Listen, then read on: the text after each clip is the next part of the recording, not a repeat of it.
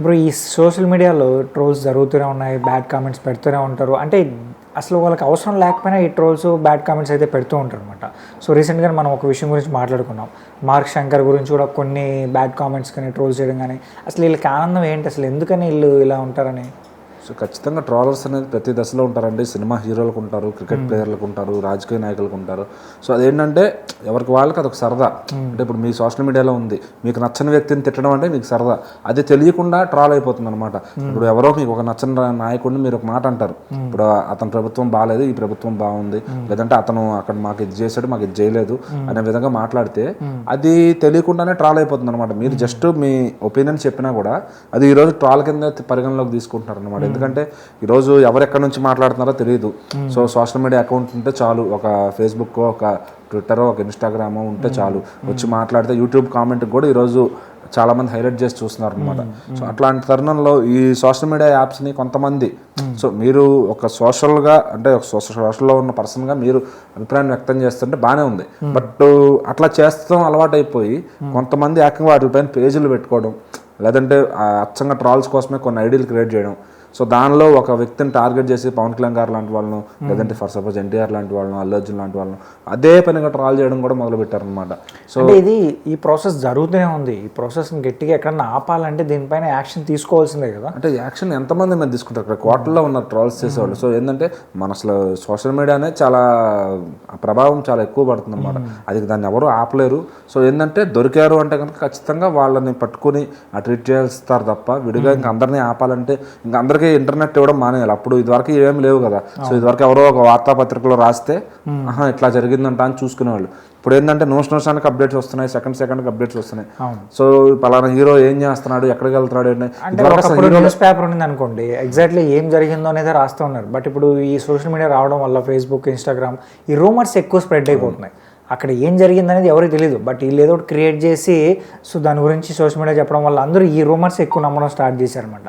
So దీన్ని అసలు ఆపే పరిస్థితే లేదనిపిస్తుంది ఒక్కోసారి. ఆల్రెడీ పోలీసులు ఈ పవన్ కళ్యాణ్ గారి విషయంలో ఎవరైతే వాళ్ళ అబ్బాయిని ట్రాల్స్ చేశారో వాళ్ళని ముగ్గురు అరెస్ట్ చేసినట్టున్నారు.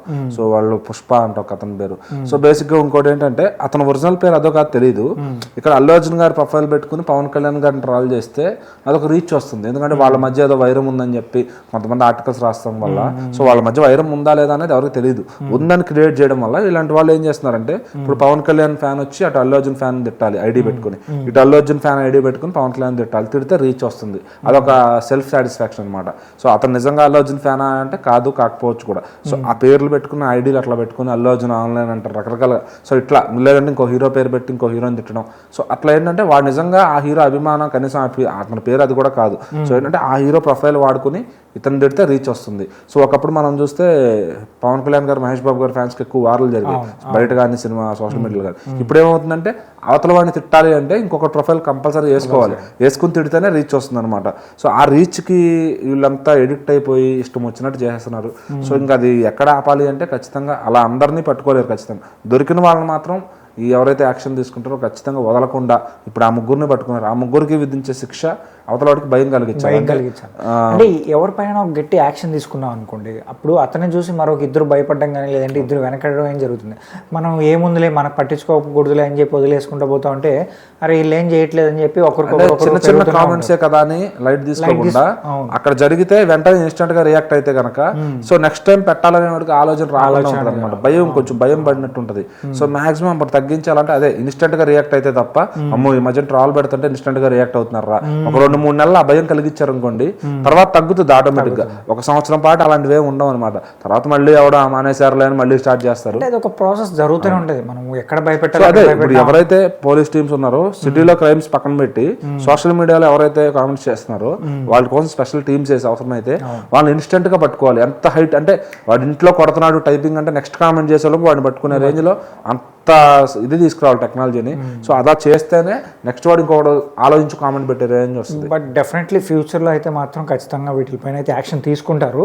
సో ఇప్పుడిప్పుడే కొంతమంది అయితే మాట్లాడుతున్నారు బయటకు వచ్చి ఇది కరెక్ట్ కాదని చెప్పి. బట్ చూద్దాం ఏమవుతుంది ఏంటంటే.